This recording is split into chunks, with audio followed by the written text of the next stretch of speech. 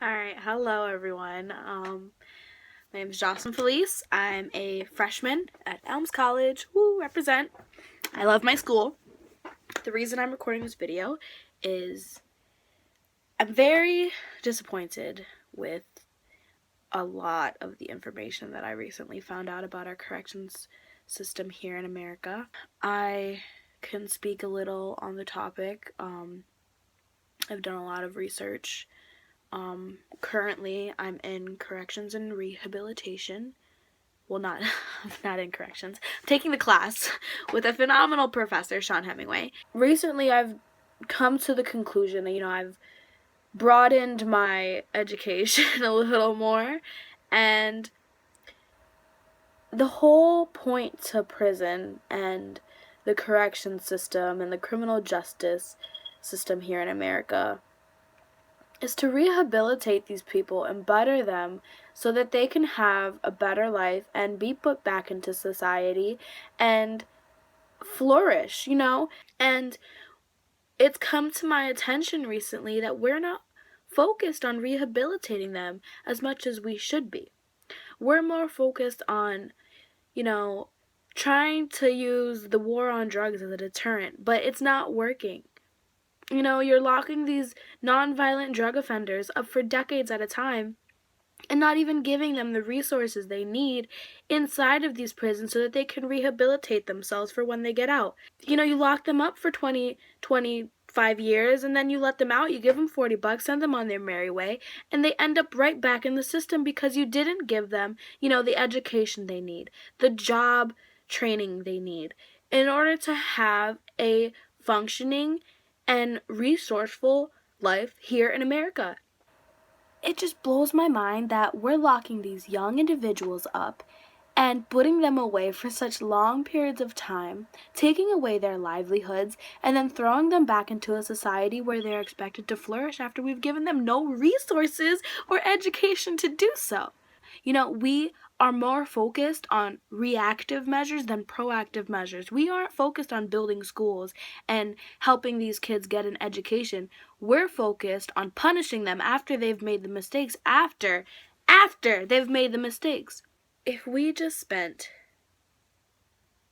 even a portion, like 10% of the money we spend on corrections, and threw that on top of the 25% that we spend on higher education, I know I'm not the only person that thinks that that would help better our society. Just to give you a little bit of a comparison, in California, in the last 36 years, they've built 23 prisons. Can you tell me how many schools they built? 2. It all starts with schools. Stop spending so much money on a failing correction system. Spend the money where it matters. Guess what? If you spend more money on schools and building that higher education for these kids, guess what? They're not going to want to get involved in all of this extra stuff. All of the stuff that they don't need. Giving them something to stay busy, something to invest themselves in, would keep them off the streets and away from all of these negative influences. I've had other things to invest myself in. If those are the only influences you have in your life, you're going to get dragged in. You're going to get sucked in. And it's toxic to be around this stuff all the time, It's easy to go and get involved in a gang and make some quick money. You do it once, you're there for life. Then you get arrested. Cops show up at your door, put you in handcuffs, and they say, guess what? Doing time. They say, guess what? We're going to put you in prison for 25 years if you go to trial and get convicted.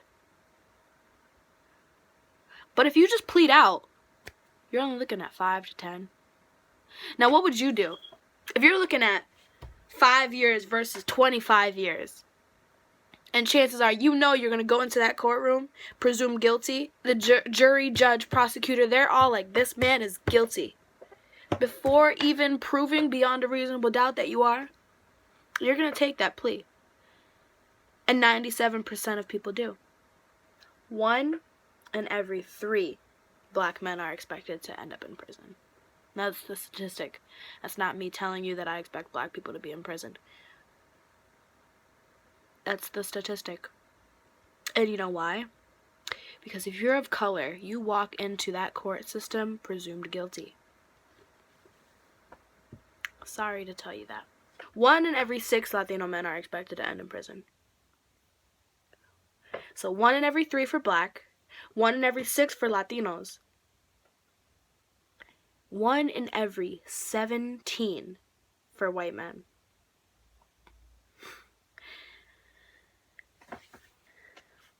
I'm just going to let that sink for a little bit. 1 in every 17 white men end up in prison, compared to 1 in every 3 and 1 in every 6